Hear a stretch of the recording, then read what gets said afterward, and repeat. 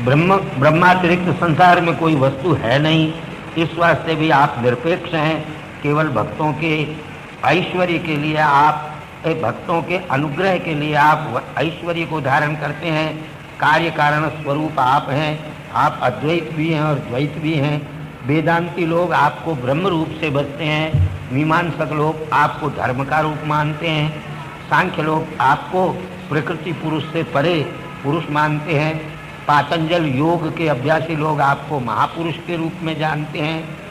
आपकी माया से ये संसार पैदा होता है, इसलिए ब्रह्मा मरीच्यादि और हम जैसे भी आपके वास्तविक रूप को जान नहीं सकते हैं। फिर बेचारे दैत्य और मनुष्य आपके तत्वों को कहाँ से जानेंगे? जगत के बंध, मोक्ष, स्थिति, जन्म, नाश, ये सब आपसे होते हैं महाराज। इस वास्ते आप सर्वस्वरूप हैं। ऐसा पहले तो स्तुति की, प्रशंसा की और फिर कहा, महाराज आप गुणों से रमण करते हुए अनेक अवतार धारण कर सकते हैं। मैंने आपके अनेक अवतार देखे, लेकिन मैंने सुना आपने थोड़ी देर के पहले एक स्त्री का भी रूप धारण कर लिया था। ये अवतार मैंने आपका कभी देखा नहीं। कृपा करके मेरी आंखों को तृप्त करने के लिए वो अवतार भी दिखा दो। मैंने सुना है आपके उस स्वरूप को देख करके दैत्य बेचारे मोहित हो गए और आपने देवताओं को अमृत पिला दिया। कृपा करके वो रूप मुझे भी दिखा दो।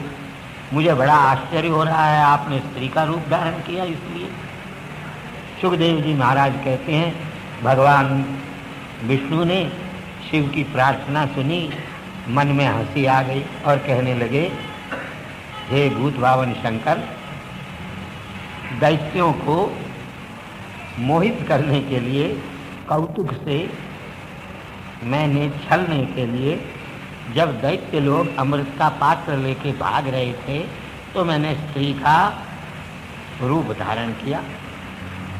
देखो, सावधान हो जाओ, मैं तुमको वह रूप दिखाऊंगी। लेकिन कामियों के मन में भी काम उत्पन्न हो जाता है।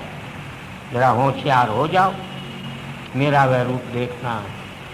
सुखदेव जी महाराज कहते हैं, परीक्षित, ऐसा कह करके भगवान तुरंत अंतर्धान हो गए।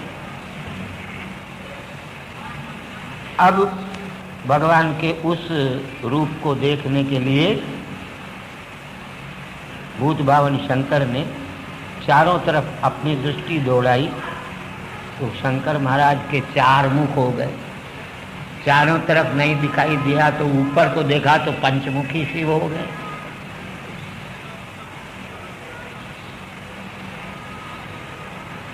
अब भूत भावन शंकर ने देखा कि नाना प्रकार के पुष्पों से, लाल लाल पल्लवों से युक्त वृक्षों के उपवन के बीच में गेंद खेलती हुई एक स्त्री विराजमान। जैसे उसके हाथ में से गेंद नीचे गिरती है, ऊपर गिरती है, वैसे ही उसके स्तन भी कंपित होते हैं। हाथों के भार से लगी हुई प्रत्येक कदम कदम के ऊपर ऐसा मालूम पड़ता है जैसे अभी गिरी, अभी गिरी, अभी गिरी।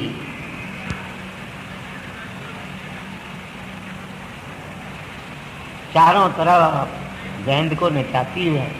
चंचल नेत्रों की शोभा देखते ही बन रही है। कानों में कुंडल से सुशोभित है। नील केशों से मंडित उसका मुखारविंद है।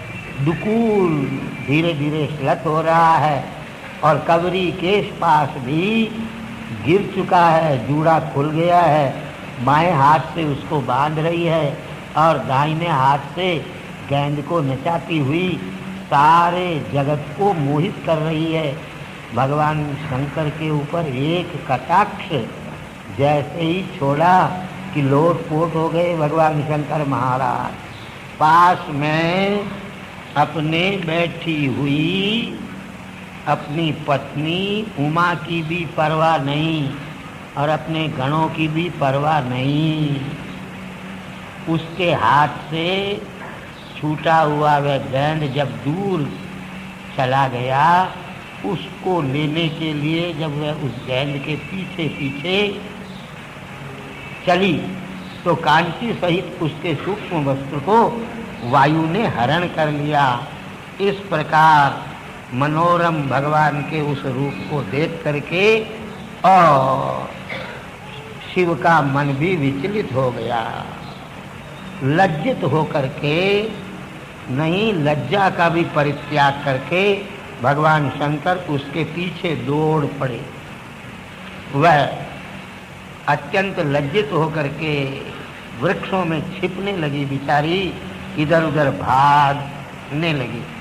काम के वशीभूत होकर के भगवान शंकर उसके पीछे पीछे दौड़ने लगे और बड़ी जोर से दौड़ करके केश उसके पकड़ लिए। इधर उधर विकीर्ण केश वाली उसको पृथुश्रोणी किसी तरह से अपने आप को मोहिनी स्वरूप भगवान ने शंकर से छुड़ा करके भागना प्रारंभ कर दिया। ऐसे भागे कि विष्णु भगवान को भागते हुए को भूत भावन शंकर पकड़ नहीं सके। बस भगवान शंकर के पसीने पसीने शरीर में से निकले। दौड़ते दौड़ते वो जो पसीने के बिंदु गिरे वही सोने की खानों में सोना बन करके पैदा हुआ। पीछे पीछे दौड़ते हुए भगवान ने भी माया की। नदियों पर, तालाबों पर, पर्वतों पर, ऋषियों के आश्रमों पर भगवान भाग रहे हैं। शंकर उनके पीछे पीछे माया से जड़ी। फिर देखा भगवान ने कि अब तो दौड़ने की भी शक्ति नहीं रह गई, जड़ी भूत हो गए, लौट पड़े भगवान। तब भगवान शंकर को भगवान विष्णु के अद्भुत महात्म्य और पराक्रम का ध्यान आया। सोचने लगे भगवान के लिए यह आश्चर्य की बात नहीं।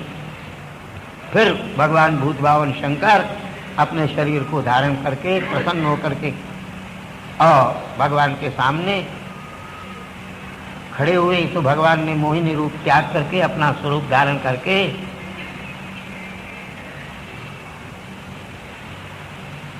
और शंकर से कहा, बड़े भाग्यवान हो और सौभाग्यशाली हो, मेरे इस माया के स्वरूप को देख करके भी तुम विचलित नहीं हुए, अपनी प्रकृति में स्थित हो गए। मेरी माया को तुम्हारे सिवाय और कौन जीत सकता है। ये मेरी गुणमयी माया है। इससे मैंने तुमको छेड़ने का बड़ा प्रयत्न किया। एक बार तो तुम विचलित हो गए, लेकिन फिर तुमने अपने मन को वश में करके और अपने स्वरूप में स्थित कर लिया। इसलिए तुम बड़े भाग्यवान हो भैया। सुखदेव जी महाराज कहते हैं भगवान के द्वारा इस प्रकार सत्कार को प्राप्त करके और भगवान की अनुमति लेकर के भगवान की परिक्रमा करके और भूत भावन शंकर भगवान अपने कैलाश को चले गए। अब भगवान शंकर ने ऋषियों के बीच में अपनी पत्नी पार्वती का कहीं क्रोध न उत्पन्न हो जाए, इसलिए देखो, कहते हैं मैंने तो देखा ही, तुमने भी तो देखा आखिर भगवान की माया। अरे स्त्री से मोहित नहीं होती, लेकिन भगवान को स्त्री रूप में देख करके तुम भी तो मोहित हो गई। तुमने मुझे चेताया नहीं कि ये क्या कर रहे हो। तो दूसरों की फिर क्या कथा है। तुमने तो हजारों वर्ष तक अनुष्ठान करके और मुझे एक दिन पूछा था भगवान का वो अद्भुत स्वरूप। आज तुमने देखा ये भगवान का अद्भुत स्वरूप। काल भी इस स्वरूप को नहीं प्राप्त कर सकता है। सुखदेव कहते हैं, हे राजन, जिसने समुद्र मंथन में मंदराचल को अपने पृष्ठ पर धारण किया, उस भगवान के विक्रम का मैंने तुम्हारे प्रति कथन किया। इस उत्तम श्लोक भगवान के गुणों का जो वर्णन सुनता है, कहता है, उस पुरुष का पराक्रम कभी निष्फल नहीं जाता। इस प्रकार कपट स्त्री वेश धारण करके भगवान ने दैत्यों को मोहित करके शरणागत देवताओं को अमृत पिलाया और संपूर्ण प्राणियों की कामना को पूर्ण करने वाले भगवान के चरणारविंदों में हम नमस्कार करते हैं। सुखदेव जी महाराज कहते हैं विवस्वान मन सूर्य के पुत्र श्राद्ध देव नाम के मनु इस समय 7वें वर्तमान है आजकल, इसलिए संकल्प में हम बोलते हैं सप्तमे वैवस्वत मनवंतरे आजकल। और इसके पहले जो द्वापर युग गया उसमें भी वही मनु थे।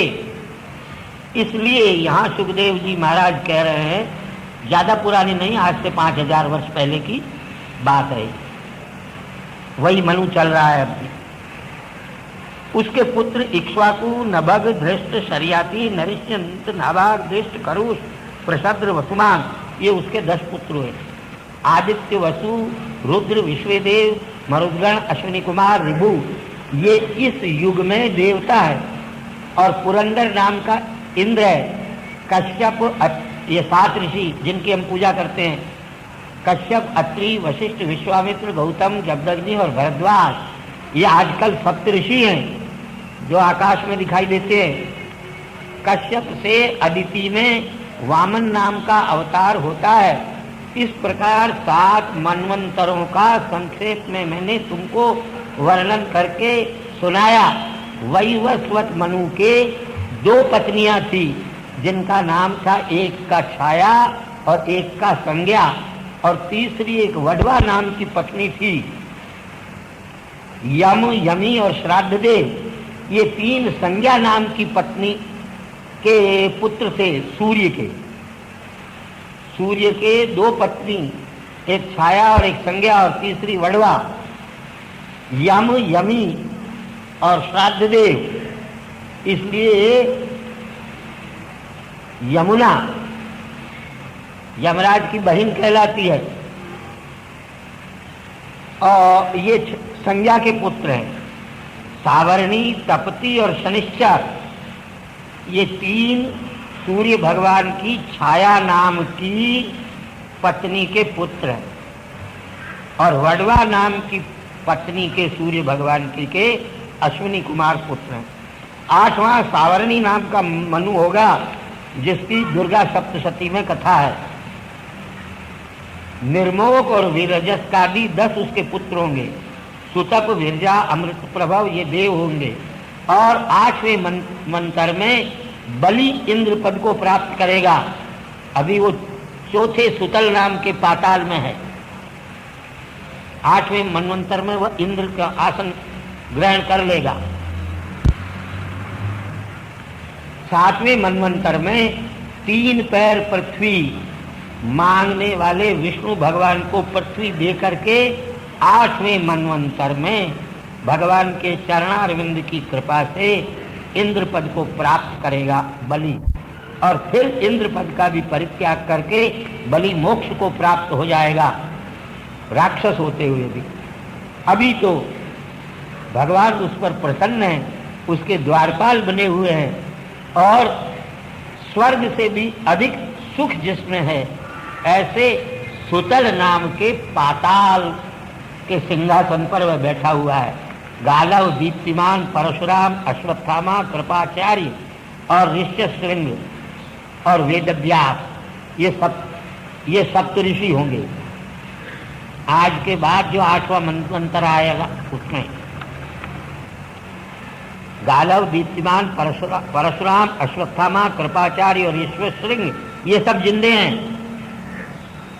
ये 7 ऋषि होंगे अपने अपने मंडल में। अभी ये विराजमान है। सरस्वती में सार्वभौम नाम का भगवान का अवतार होगा। वह इंद्र से स्वर्ग को छीन करके बलि को देगा। दक्ष सावर्णी नाम का 9वां मनु होगा। भूत, केतु, दीप्तिक इत्यादि उसके 10 पुत्र होंगे। पारा, मरीचिगर्भ इत्यादि देव होंगे। अद्भुत नाम का इंद्र होगा। 9वें मनवंतर में द्युतिमत इत्यादि 7 ऋषि होंगे। आयुष्मान के अंबुधारा पत्नी में ऋषभ भगवान का अवतार होगा, जिससे रक्षित त्रिलोकी में अद्भुत नाम इंद्र त्रिलोकी का भोग करेगा। ब्रह्म सावरणी नाम का 10वां मनु होगा, उसमें भूरिशेन इत्यादि उसके 10 पुत्र होंगे। हविष्मान, सुकृत, सत्य, जय, मूर्ति, ये 7 ऋषि होंगे उस समय में। सुवासन, विरुद्ध इत्यादि देवता होंगे। शंभु नाम का इंद्र होगा। विशुचि नाम की भार्या में विश्वसेन नाम का अवतार होगा, जो भगवान शिव के साथ मित्रता करेगा। 11वां धर्म सावरणी नाम का मनु होगा। सत्य, धर्मादि उसके 10 पुत्र होंगे। वियंगम, कामगम, निर्वाण, रुचि इत्यादि देवता होंगे। वैधृति नाम का इंद्र होगा और अरुण इत्यादि 7 ऋषि होंगे उस मनवंतर में। आर्य की वैधता नाम की पत्नी में धर्मसेतु नाम का भगवान का अवतार होगा, वो त्रिलोकी का धारण करेगा। 12वां मनु रुद्र सावरणी नाम का होगा। देव श्रेष्ठ आदि उसके 10 पुत्र होंगे। ऋतधामा नाम का इंद्र होगा। हरितादि देवता होंगे। आग्निद्र आदि 7 ऋषि होंगे। सत्यसहा के सुंदरता नाम की पत्नी में स्वधामा नाम भगवान का अवतार होगा। देव सावरणी नाम का 13वां अवतार होगा। चित्रसेन, विचित्र इत्यादि उसके 10 पुत्र होंगे। सुकर्म, सुत्राम इत्यादि देवता होंगे। दिवसपति नाम का इंद्र होगा। निर्मोक, तत्वदर्शी इत्यादि 7 ऋषि होंगे। देवहोत्र की बृहति नाम की भार्या में योगेश्वर नाम का भगवान का अवतार होगा। और 14वां मनवंतर इंद्र सावरणी नाम का होगा। उरु, गंभीर, बुद्धि आदि उसके 10 पुत्र होंगे। पवित्र चाक्षुष नाम के देवता होंगे। शुचि नाम का इंद्र होगा। अग्नि, बाहु, शुचि, शुद्ध, मागध इत्यादि 7 ऋषि होंगे। सत्रायण की बिताना नाम की भार्या में बृहद्भादु नाम का भगवान का अवतार होगा। वह कर्म मार्ग का विस्तार करेगा। हे राजन, इस प्रकार संक्षेप में हमने तुमको 14 मनवंतरों का युग प्रमाण सहित कल्प का भी कथन कर दिया।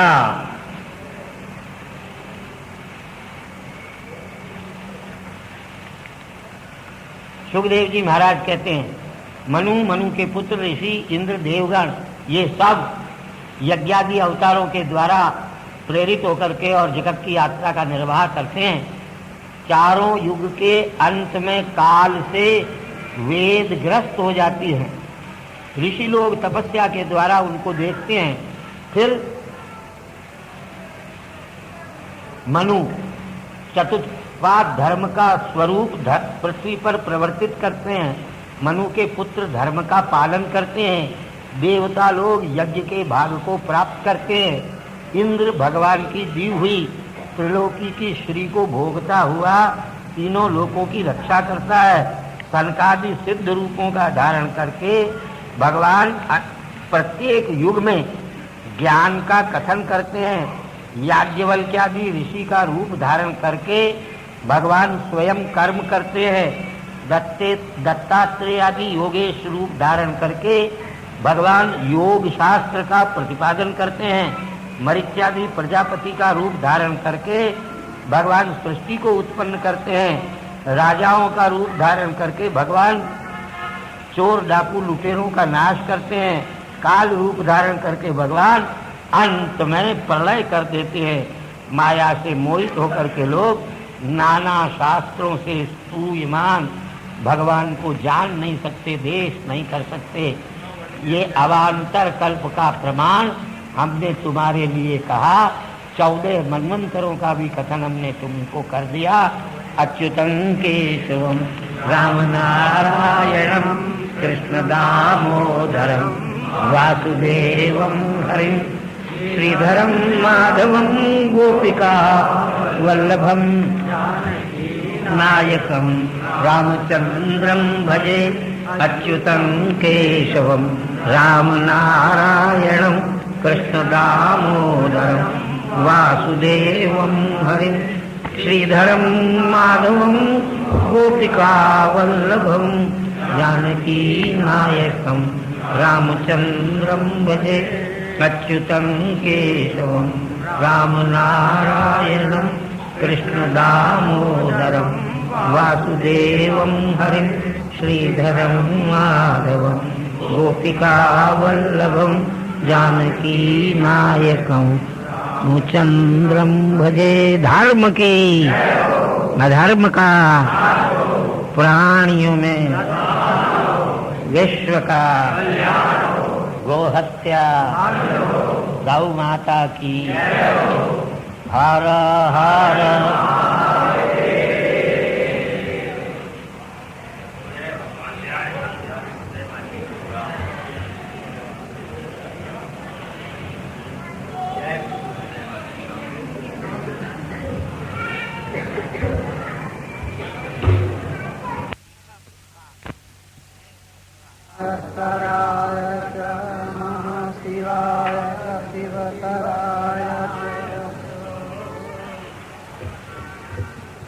इदं विष्णुर्विजग्रमे त्रिधानिदेवदं अमूढमस्य वागुरे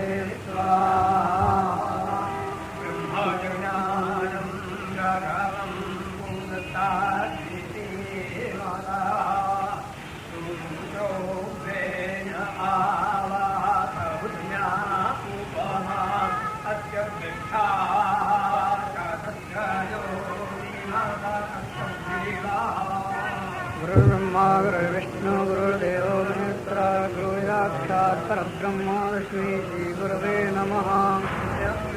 चन्द्रमा जातस्यो सूर्यो स्रोत्राद्वायुसुगानश्चमभादग्निरजा यथा कर्पूरगौरं करुणावतारं संसारसारं भुजगेन्द्रहारं सदा वसन्तं हृदयार्घ्यं देवं भवानी शीतं नमामि।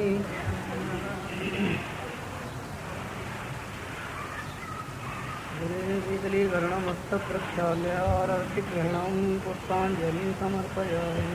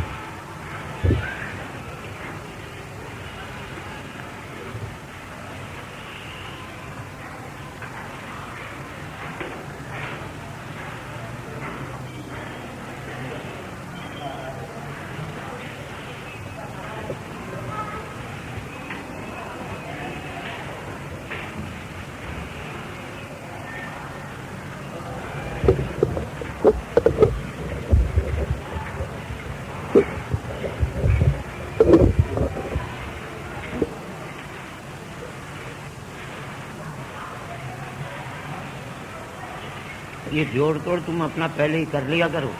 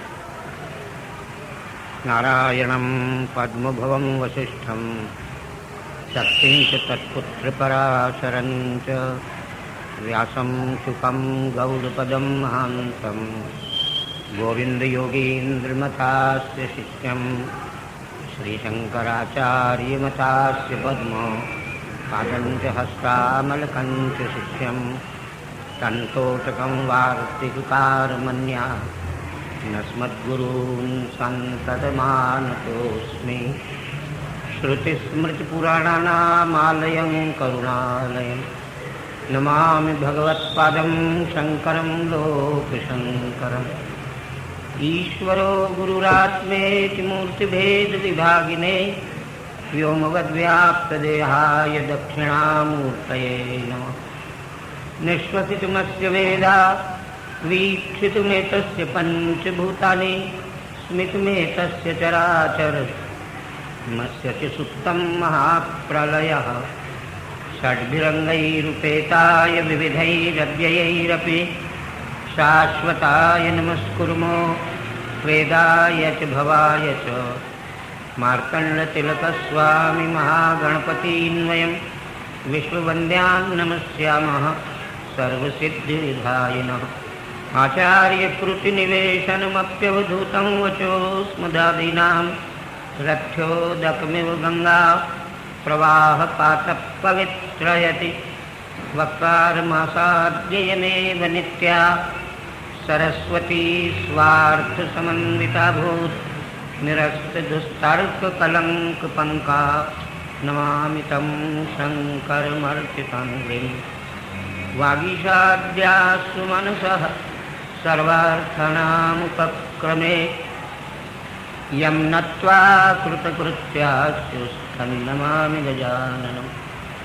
श्रीमन्तमारात्प्रणतं विधाय धीमन्तमिन्द्रं धिषणं च ये द्राक् विदं नतं ये पुरुतस्तुताभ्यां नमो नमः श्रीगुरुपादुकाभ्यां नताययो श्रीपतितां समेयुः कदाचिदप्याशु दरिद्रवर्याः मूकाश्च वाचस्पतितां हिताभ्यां नमो नमः श्रीगुरुपादुकाभ्यां नमः श्री परमहंसास्वादित चरणकमलचिन्मकरन्दाय भक्तजनमानस निवासाय श्रीरामचन्द्राय श्रीराम जय राम जय जय राम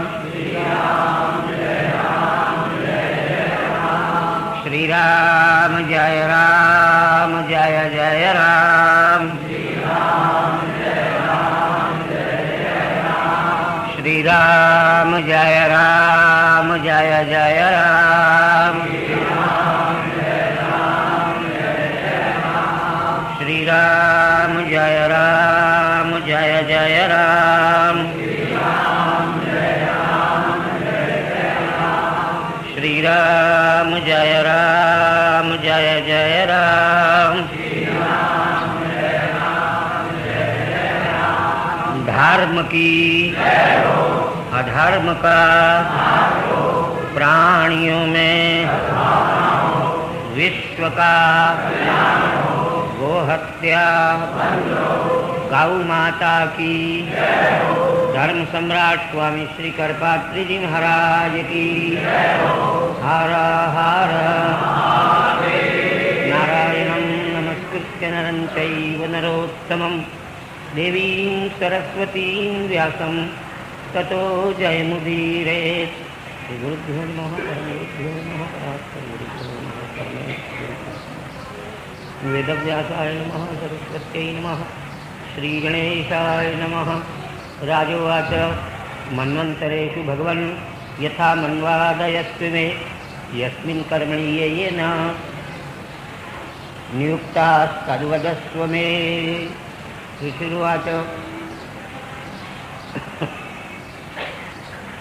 भगवान के अवतारों की कथा सुनते हुए राजाधिराज महाराज परीक्षित सुखदेव जी महाराज से खुद पूछते हैं, महाराज आप कृपा करके अब पुनः मुझको ये बतलाइए कि मनवंतर में भगवान के द्वारा नियुक्त मनुओं ने जिन जिन कर्मों में भगवान ने उनको नियुक्त किया था वे क्या करते हैं।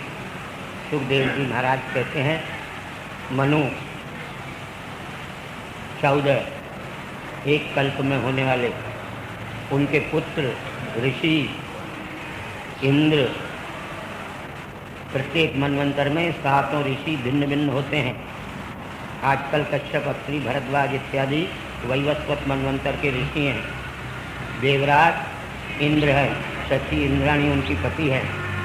देवता इस समय 33, 8 वसु, 11 रुद्र और 12 आदित्य अश्विनी कुमार को लेकर के, और 33 अथवा अग्नि और इंद्र को लेकर के 33, ये सब यज्ञादि भगवान के अवतार से प्रेरणा प्राप्त करके जगत की यात्रा का निर्वाह करते हैं। उनके काम क्या है? चारों युगों के अंत में, जब सतयुग, त्रेता युग, द्वापर युग, कलयुग ये 1000 बीत जाते हैं, तब काल भगवान वेदों को ग्रस्त कर लेता है। ऋषि लोग तपस्या के द्वारा समाधि में उनका ज्ञान प्राप्त करते हैं, और मनु तीनों लोकों की रक्षा करते हैं। इंद्र वर्षा करता है, सनकादि सिद्ध रूप धारण करके, और भगवान की प्राप्ति के उपाय स्वरूप ज्ञान का कथन करते हैं। भगवान स्वयं याज्ञवल्क्य आदि ऋषि के रूप में अवतार लेकर के और स्वयं कर्म करते हैं। दत्तात्रेय इत्यादि योगेश का रूप धारण करके और भगवान योग शास्त्र का, योग मार्ग का कथन करते हैं। मरीच्यादि प्रजापतियों का स्वरूप धारण करके भगवान सृष्टि को उत्पन्न करते हैं, और विभिन्न विभिन्न राजाओं के रूप में अवतार धारण करके भगवान चोर, डाकू, लुटेरे इत्यादि दुष्टों का नाश करते हैं। कालचक्र सबसे प्रबल होता है, वो सबका नाश करते हैं। भगवान की माया ऐसी विलक्षण है कि उससे मोहित होकर के लोग अनेक प्रकार के शास्त्रों को पढ़ करके भी, शास्त्रों के द्वारा सूचित किए जाने वाले भगवान को देख नहीं सकते हैं।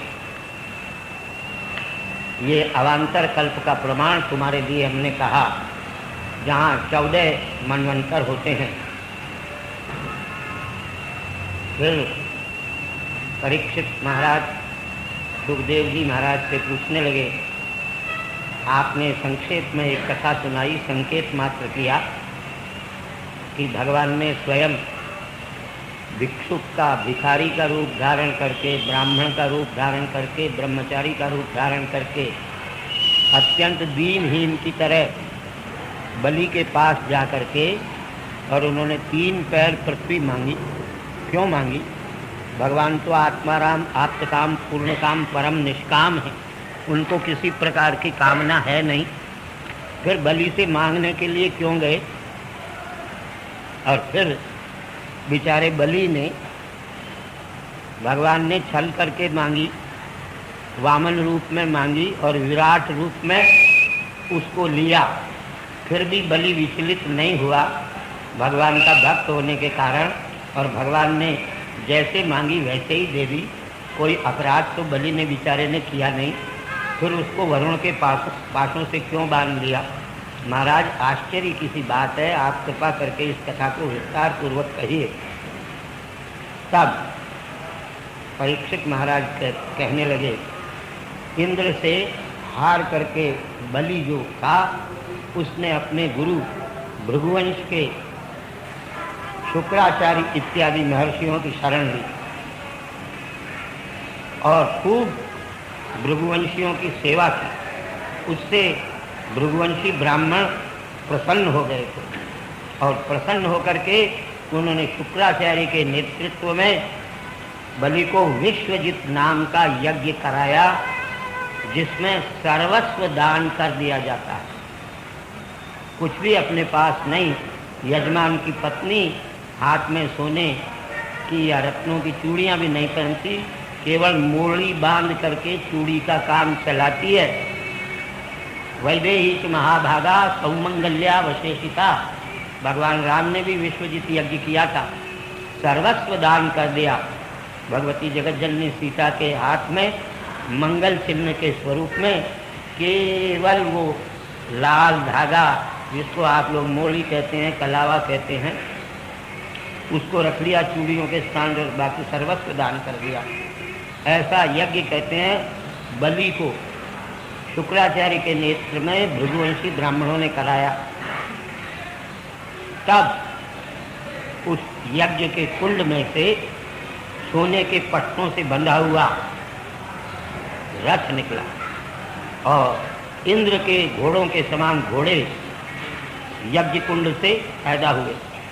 सिंह जिसमें विराजमान है, ऐसी ध्वजा पताकाएं उस रथ में लगी हुई थी और एक दिव्य धनुष और अक्षय बाण जिसमें है, ऐसा सुनीर अर्थात भाथा जिसमें बाण रखे होते हैं, वह भी उस यज्ञ कुंड से निकला। और पहनने के लिए सोने का कवच निकला, जिस कवच को किसी भी शस्त्रों से काटा नहीं जा सकता। प्रहलाद ने अपने पौत्र बलि को, प्रहलाद के पुत्र थे विरोचन, विरोचन के पुत्र हैं बलि, उनको एक ऐसी माला कृपा करके दी जिसके फूल कभी कुमलाते नहीं थे। स्वयं आचार्य शुक्राचार्य ने शंख दिया और ब्राह्मणों ने मिलकर के सारी युद्ध की सामग्री तैयार कर दी। फिर दैत्यराज बलि ने ब्राह्मणों की प्रदक्षिणा करके उनको प्रणाम करके प्रहलाद की आज्ञा ली और महारथी बलि सब शस्त्रालंकारों से विभूषित सुसज्जित होकर के अग्नि से प्राप्त होने वाले भृगु के दिए हुए रथ में बैठा और अग्नि के समान जाज्वल्यमान होकर सुशोभित होने लगा।